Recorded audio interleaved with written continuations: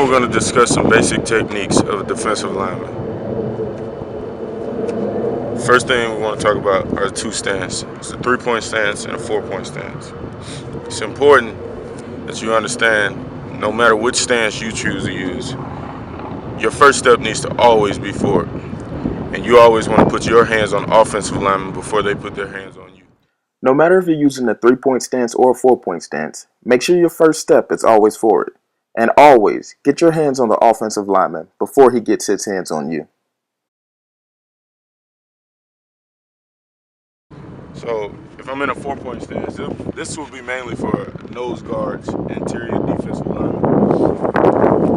You want to get both hands and both feet planted on the ground, and you want to set your weight of your butt towards your heels so that you can explode, like so.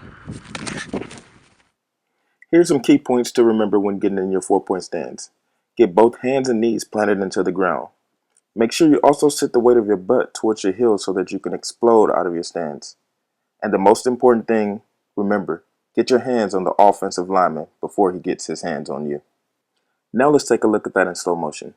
As you can see, the player has both hands and both feet planted into the ground. His weight is distributed towards his heels. Watch as he fires out. His hands immediately comes and contacts the offensive lineman.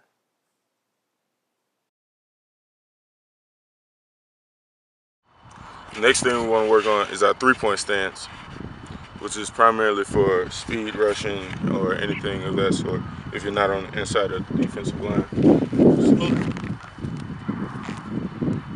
The most important thing is this hand that's not on the ground, keeping it in front of you.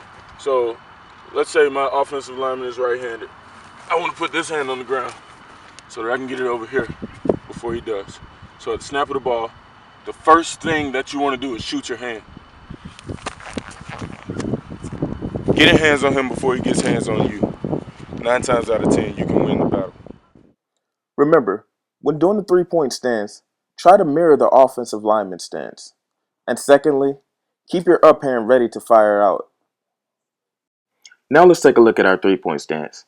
Notice how the offensive lineman's left hand is down and the defensive lineman's right hand down, creating a mirror image.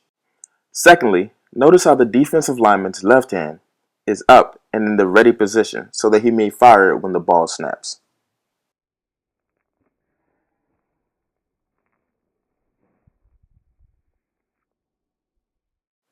So to be a good lineman, make sure you remember these 3 key points.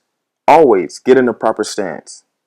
Secondly, make sure your first step is always forward. And lastly, get your hands on the offensive lineman before he gets his hands on you.